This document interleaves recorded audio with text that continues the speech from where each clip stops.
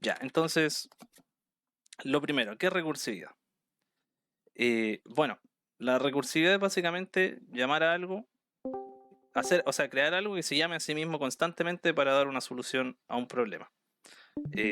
La recursividad es otra manera de resolver problemas que se hacen de forma iterativa, ¿ya? O que tendrán que implicar muchas iteraciones. Es decir, por ejemplo, un con otro for y así. Ya, pero ¿cuál es la gracia de utilizar la recursividad? Porque si podemos hacer algo de manera iterativa, ¿por qué lo haríamos de manera recursiva? Ya, esto es porque matemáticamente es mucho más sencillo ver un problema de manera recursiva que verlo de manera iterativa. Ya, por lo general los algoritmos que hay, primero se hacen de forma recursiva y luego se hacen de manera iterativa, que es la más óptima. ¿Ya? Además que hacer un problema de manera recursiva tiene el problema de que cuando ustedes llaman a una función, esta, bueno, además que se lo mencionó el profesor Hugo, ocupa un espacio de memoria. Y ese espacio de memoria no, no lo pueden liberar hasta que se termine de transcurrir esa función. Entonces, si llaman a una función que se llama a sí misma, se va a llamar una vez, va a gastar un espacio de memoria, se va a volver a llamar, va a gastar otro espacio, y así, así, así constantemente hasta que llegue un límite. En este caso, Python tiene un límite de hacer esa cantidad de veces.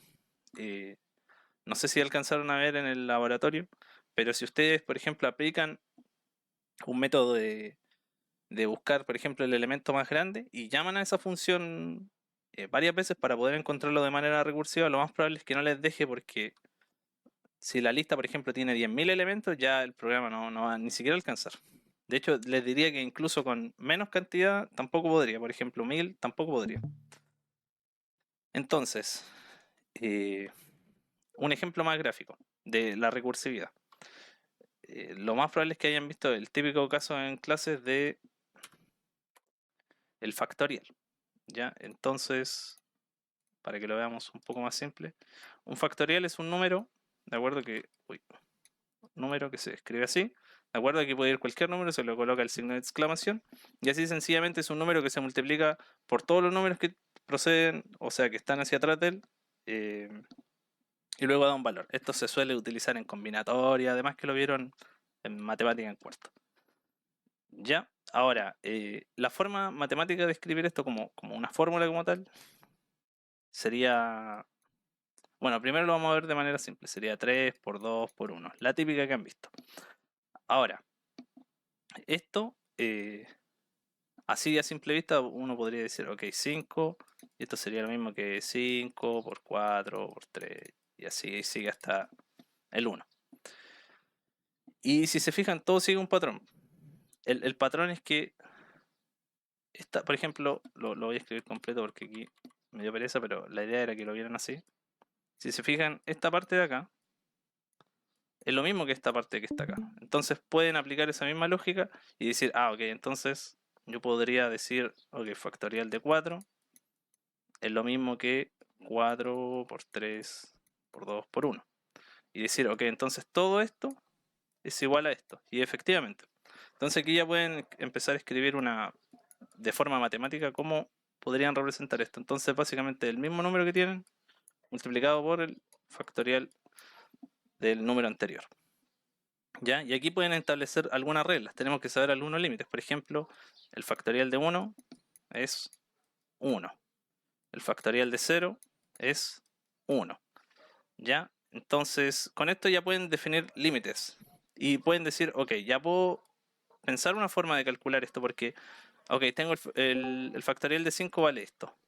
Y para poder calcular esto necesito el factorial de 4. Entonces voy al del 4. Y esto necesito el factorial del 3 y del 2 y del 1. Y cuando llega el 1 voy a decir, ok, 1 es esto. Entonces 1 por el número que estaba y así y regreso. Ok. Ahora lo voy a hacer de las dos formas, de manera iterativa y de manera recursiva. Entonces, uy, si ven que salen comentarios medio raros porque tengo una extensión que se llama Copilot, que es básicamente como la integración que tiene con ChatGPT que genera código. Ya, pero es irrelevante. Puede que nos ayude mientras, pero después de hecho les voy a decir, les voy a recomendar que la instalen esa, porque con el convenio que tiene la universidad tienen Copilot gratis. Así que igual lo ideal sería que lo tuvieran. Les va a ayudar bastante. Y hay veces que les genera todo el código, así que mejor. Obviamente la idea es que lo vayan entendiendo, pero está ahí el caso. Entonces, factorial.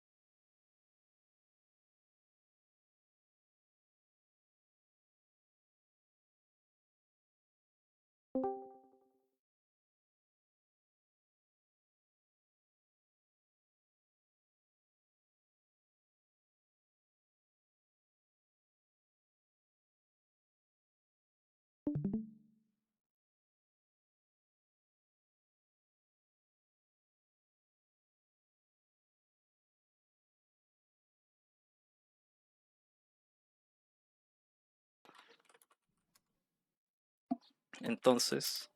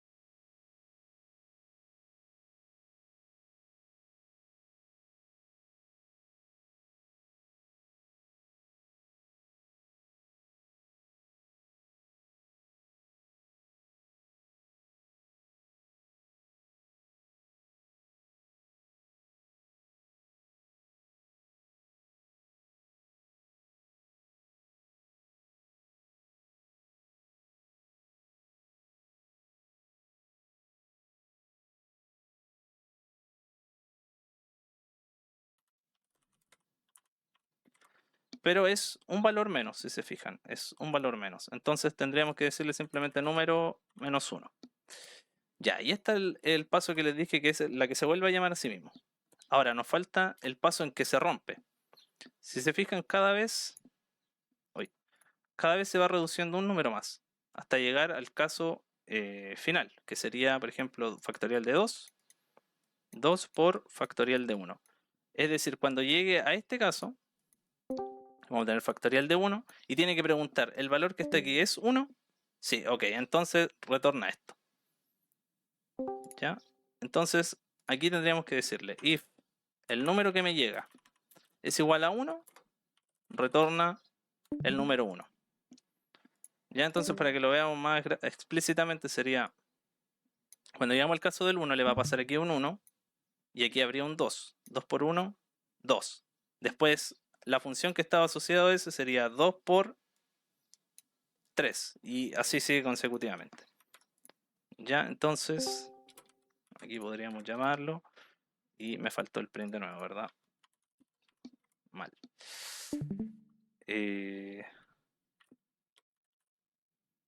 Claro, aquí no, esto no va a servir.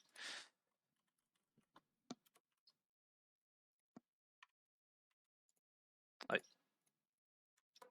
Ya, entonces si se fijan, ahí están los dos casos. Ahora, ¿cuándo van a empezar a aparecer los problemas?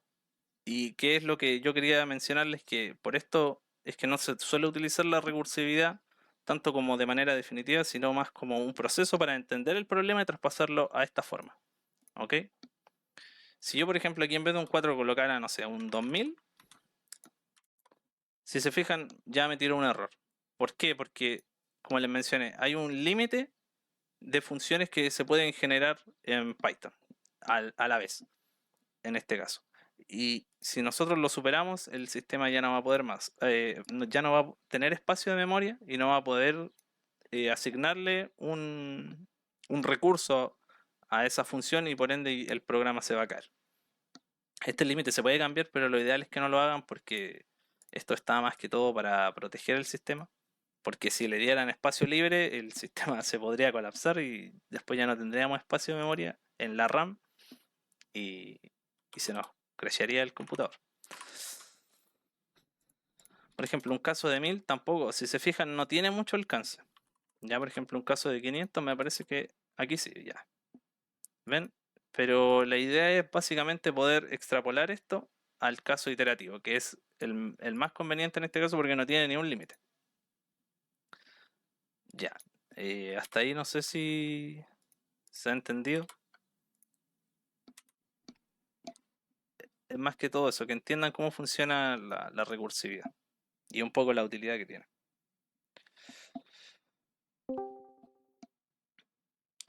Ya, bueno, ahora lo que voy a hacer es el problema.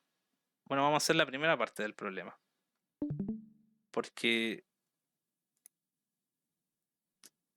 no sé si han visto métodos de ordenamiento que necesitan la verdad eso para hacerlo y tampoco los quiero marear mucho. Así que vamos a hacer hasta este.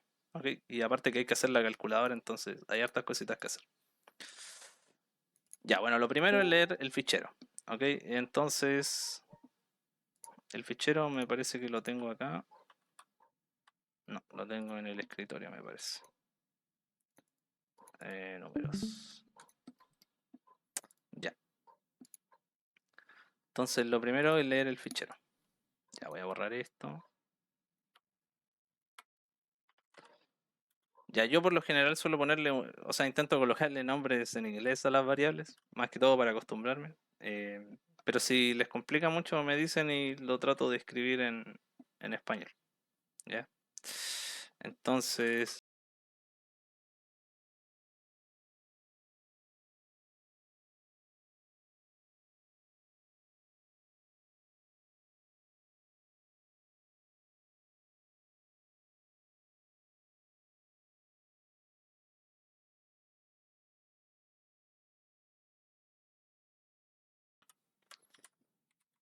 ya. Y bueno, aquí existen varias formas de abrir el documento para poder tenerlo limpio.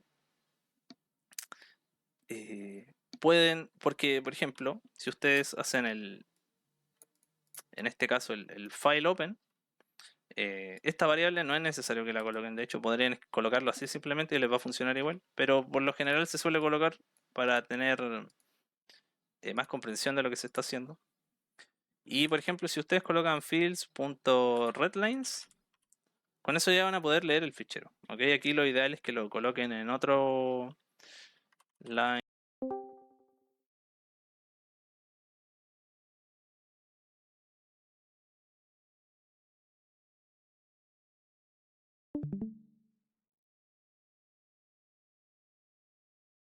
esto para que vean un poquito el problema que les menciono. Ya, si se fijan aquí se añade un salto de línea, ¿ok? Y lo ideal es que ustedes borren eso. Hay muchas formas de hacerlo.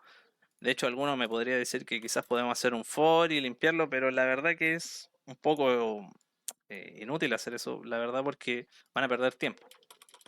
Entonces, lo mejor que pueden hacer es colocar file read, ¿ya?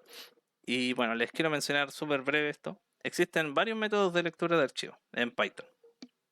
En este caso tenemos, por ejemplo, file.read, tenemos file.readline y tenemos file.readlines.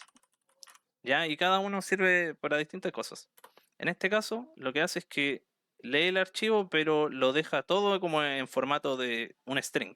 Entonces pueden utilizar métodos de strings. Y eso nos viene súper bien porque vamos a poder hacer, o sea, eliminar fácilmente este salto de línea. ¿Ya? Los siguientes son estos otros dos, que lo que hace uno es leerlo uno por uno, pero no nos deja trabajar de manera como un string, ya lo deja literalmente como un iterable. Entonces, este sería más bien como para cuando queremos ir leyendo de uno en uno y queremos ir rescatando datos mientras lo hacemos. Y el readlines lo lee todo de golpe nomás. Lo lee todo de golpe y no nos deja hacer nada. Entonces, en este caso nos sirve más read. ¿Y por qué nos sirve más? Bueno, porque aquí podemos agregar el strip. Y si se fijan, con el strip, ya, para empezar, lo separó uno por uno.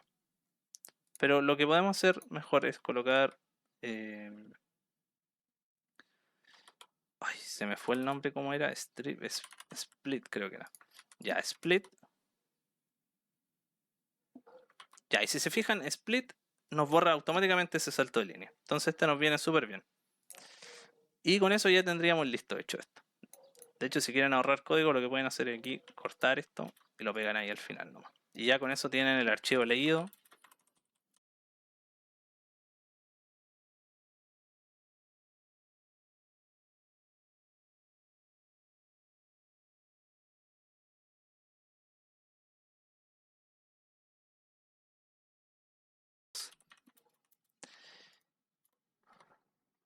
Y bueno, si se fijan en el ejercicio, les dice que tienen que hacerlo de manera recursiva. Pero como vimos recién, si ustedes llaman muchas veces una función, el sistema no va a dar abasto. Y eso es lo que va a pasar, o sea, les digo, intuitivamente van a saber al tiro que va a pasar eso porque si se fijan son muchos valores. Y si por ejemplo tienen que buscar, en este caso, el número mayor, eh, si son tantos números ya de por sí ven al tiro que va a ser muy grande. Pero bueno, les quiero mencionar cómo pueden encontrar el número más grande de manera recursiva. Ahora, de manera iterativa, lo que podrían pensar en hacer es básicamente, no sé, yo tengo mi arreglo, aquí tengo el 1, el 2, el 3 y el 4, por ejemplo. Ya, métodos que se me ocurren a mí, por ejemplo, para encontrar el valor más grande. Podrían tener como un pivote, ya, o un valor auxiliar y ir recorriendo esto, ¿ok? Ese auxiliar va a tener el valor y lo va a guardar. Por ejemplo, el primer valor lo va a guardar, ¿ok? Entonces el auxiliar valdría 1. Después ve el segundo valor y dice, ¿cuál valor es mayor? ¿El que tengo en el auxiliar o el que está acá? Si el de acá, lo cambio. Y luego sigo. Y sigo y sigo y sigo hasta que termine. Y si se fijan en el último caso va a quedar en un 4. ¿Ya? Ahora, esto sería de manera iterativa. De manera recursiva es muy similar. Tendríamos lo mismo, una lista. Lo voy a cambiar un poco de orden para que se note igual que estamos buscando el valor más grande. Ahí. Uno de nuevo. Entonces, si se fijan aquí estamos comparando en un punto cuál es el mayor valor, el que tengo acá o el que tengo en el otro caso. Y bajo esa lógica podemos hacer lo mismo. Por ejemplo, tenemos un caso de cierre. ¿Cuál es el caso de cierre en este caso? Cuando llegamos al final del arreglo. Ya, si quieren saber cuál es el final del arreglo, facilito en Python. Pues colocan len y colocan el tamaño de esto. ¿Ya? Con eso ya pueden saber cuál es como el punto de cierre. Es decir, cuando yo llegue al final del arreglo, ¿y cómo sabríamos cuál es el final del arreglo? Podrían tener un valor que vaya, en este caso, aumentando cada vez que entran en el bucle, y cuando ese valor sea igual a este, que llegue al caso final. ¿Y cuál sería el caso final? Que me retorne este valor. ¿Ya? Pero yo sé que es un poco más complicado verlo así, por eso no me gusta tanto ver la condición de cierre, sino más bien como lo que tiene que entregar. Y lo que tiene que entregar en este caso sería un return, ya un return. ¿Y qué tiene que entregar ese return? Bueno, si se fijan aquí comparamos los valores. Entonces, eso es lo que tendríamos que hacer. Comparar, supongamos que partimos del comienzo, entonces compararíamos este valor, no sé por qué le puse ahí una llave, perdón. Compararíamos este valor de acá, ya que le voy a poner aquí un 1. ¿Con qué valor lo compararíamos? Bueno, lo compararíamos con esta misma función, ¿ok? Supongamos que le ponemos def buscar, ya con esta misma función de buscar, pero ahora en vez de estar en la posición 1, le diríamos que tenga que estar en la posición 2. ¿Ya? Y si se fijan, y entre estos dos valores que busque el valor máximo, ya que aquí podríamos poner como ejemplo max. Entonces, si esta función se vuelve a llamar, lo que va a hacer es lo mismo, va a llamar a otro return y le va a decir, voy a compararme el máximo entre este valor que tengo acá, que sería un 4, con de nuevo la misma función de buscar, pero con el caso 3 ahora. ¿Ya? Y si se fijan, va a hacer todo eso hasta llegar al punto de cierre, que le va a retornar el valor de acá. Y si se fijan, cuando llegue a ese punto va a decir, ya, ¿cuál es el valor máximo entre este y el que estaba antes? Este. Y después va a regresar y regresar y regresar hasta que, por ejemplo, llegue a este punto que diga el valor máximo entre este y el que había acá. ¿Cuál es? Ya, tal, ok. Y este, y este, y este, y este. Si se fijan, todo el rato se va a ir conservando el valor máximo y al final va a tener el número máximo que teníamos. Ya, no sé si se entendió muy bien. Igual es un poquito enredado verlo así, pero ya con la práctica se van a acostumbrar. Bueno, entonces, como les dije, con este documento no lo vamos a poder hacer porque es muy grande. Entonces, voy a comentar esto. Era más que todo para que lo vieran. Y vamos a hacernos nosotros mismos un arreglo. Entonces, bueno, perdón, una lista. Entonces,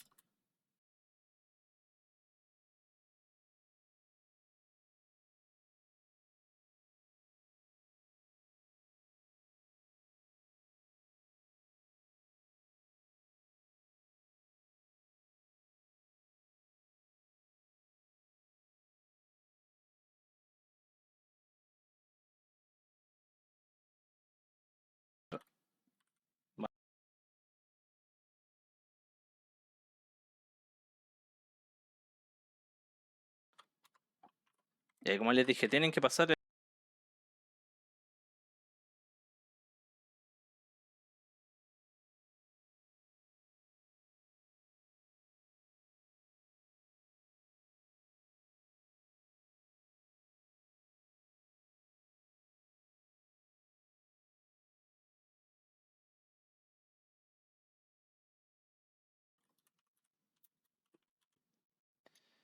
y el index.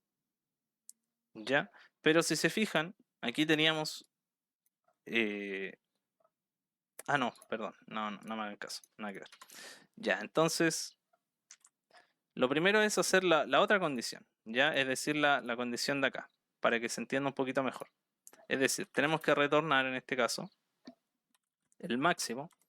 Si no sabían, en Python hay una función para buscar el máximo entre dos valores. Ya, entonces eso nos facilita mucho más la búsqueda.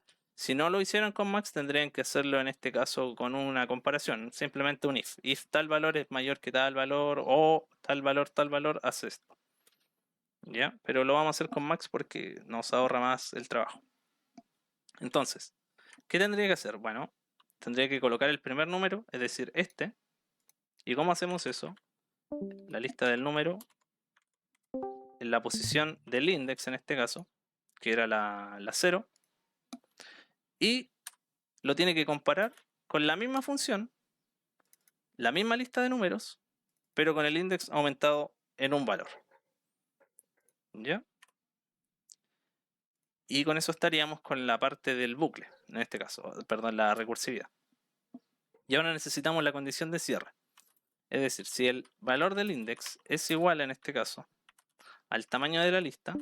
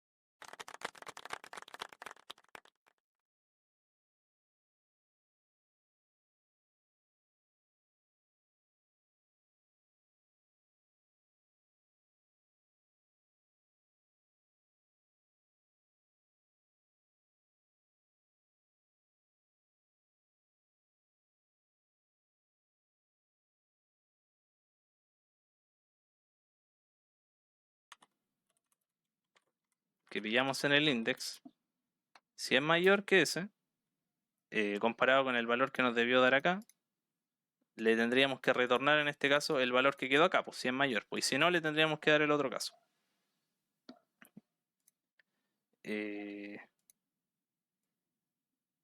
Aquí habría que borrar ese return y colocar un else. Ya, y con eso podrían hacer lo mismo. Si se fijan, hace lo mismo. Pero es más tedioso, por eso es mejor colocar eso simplemente y ya está. Ya, eso sería la primera parte. La segunda es mejor que la vean en clases porque tienen que saber un poco de métodos de ordenamiento, de los que existen, hay varios. ¿Ya? O sea, perdón, no métodos de ordenamiento, métodos de... Ah, no, sí, de ordenamiento, si no necesitan ordenar de manera ascendente. Ya. Eso es un poco más complejo, pero básicamente son dos for. De hecho, el que tienen que usar en este caso se llama Bubblesort, si no me equivoco.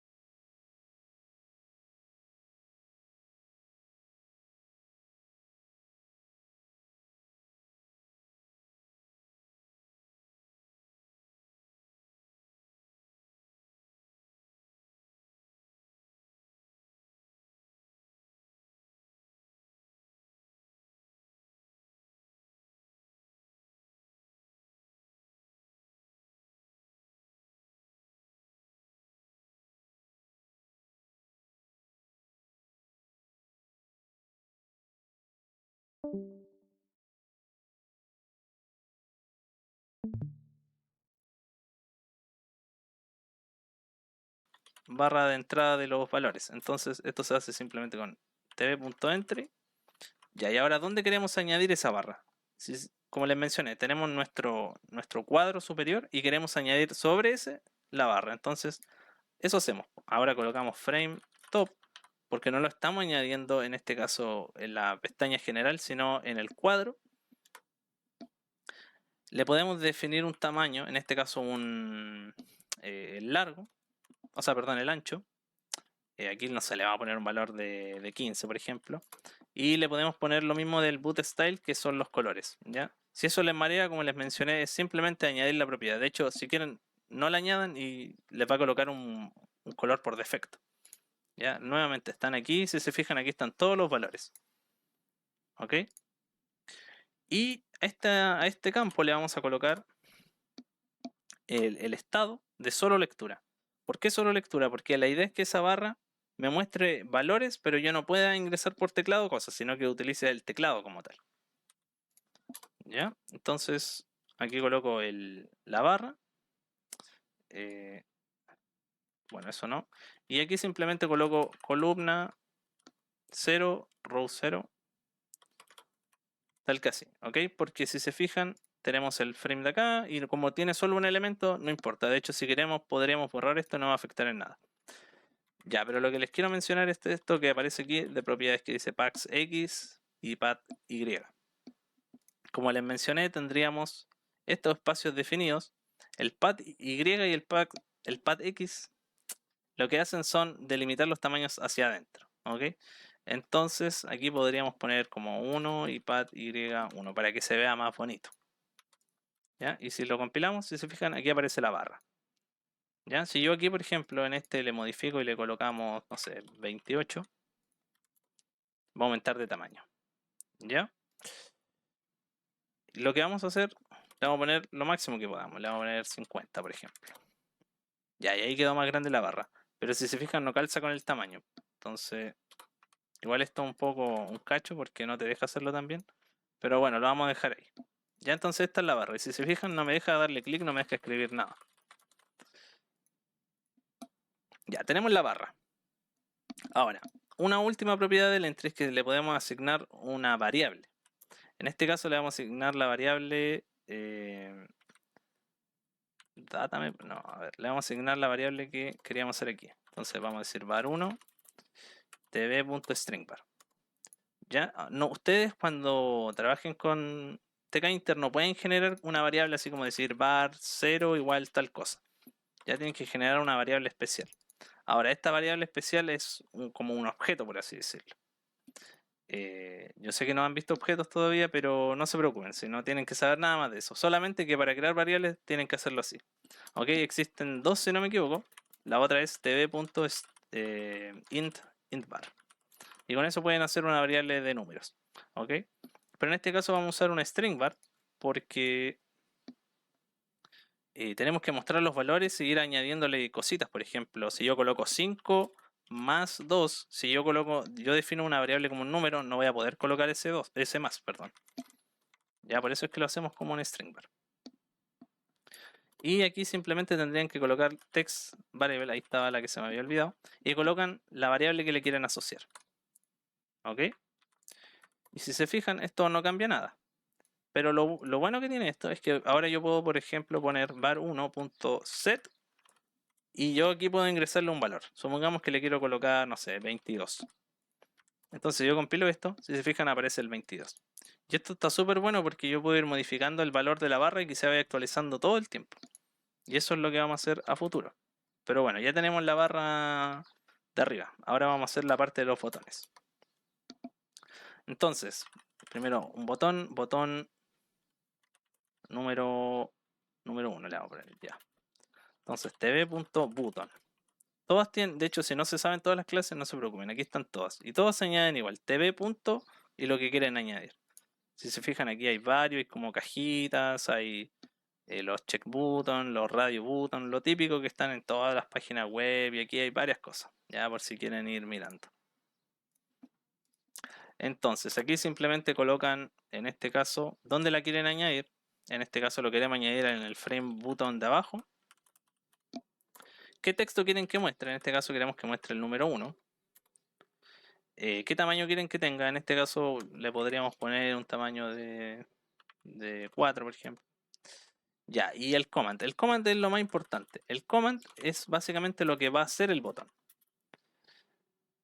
Ya, en este caso, el botón necesitamos que cuando lo presionemos añada el número 1 en la barra. Entonces eso es lo que vamos a hacer. ¿Y cómo se hace eso? Bueno, se añade lambda.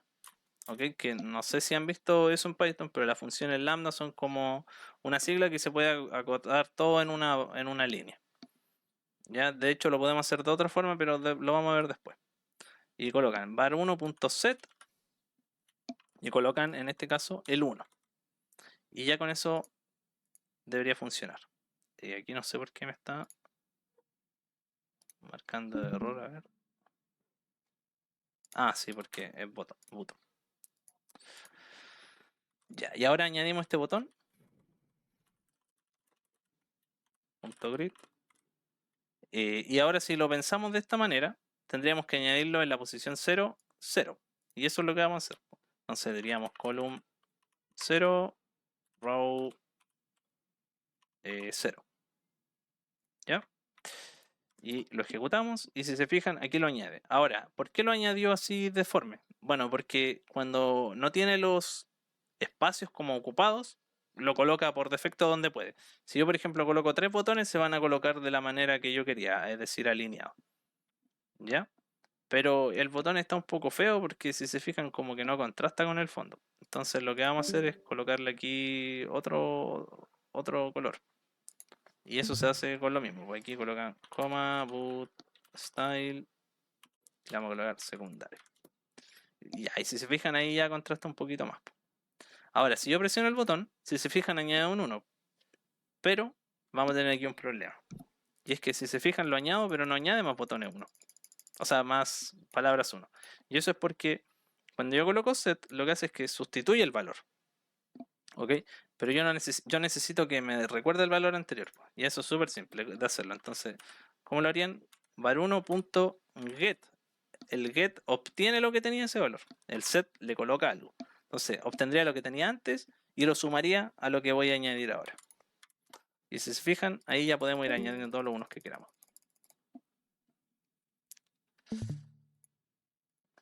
Bueno, y ahora esto es súper simple. Ahora lo que tienen que hacer simplemente es repetir esto 40.000 veces. Ya vamos a hacer hasta esa parte. Y después les voy a mostrar una cosita más y ya los dejo libres. Si quieren ahí después ustedes toquetean más la calculadora. Entonces añadimos los 3, lo repetimos, lo mismo, simplemente. Pero ahora tendríamos que añadir el 2 en la columna 1 y en la misma fila. Y lo mismo para el número 3. Distinta columna, misma fila. Y si se fijan ahí ya se colocan de manera seguida. Y si se fijan esto ya funciona. Puedo ir añadiendo aquí cositas. ¿Ok? Ya, pero ahora nos falta una operación y un botón para en este caso obtener el resultado. Ya, y eso es lo que vamos a añadir ahora y con eso ya quedaríamos.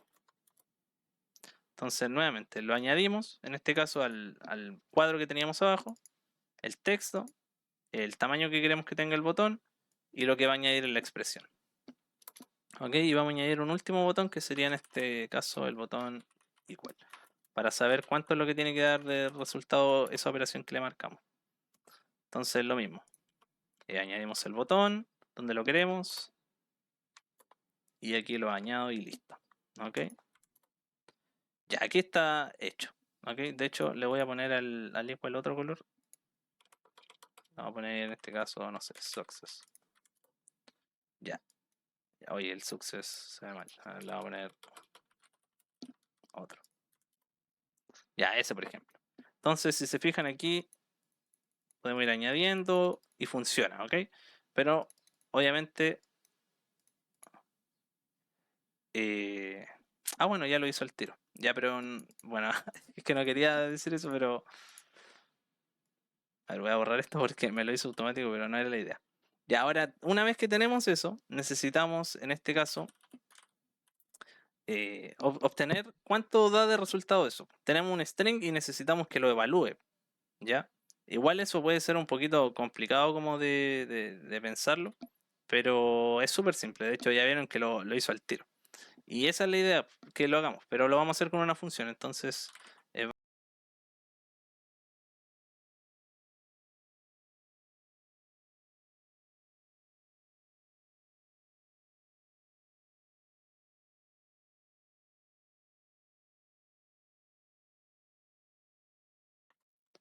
pues, a ver, espérenme, es que no me acuerdo. ¿Por qué no me funciona?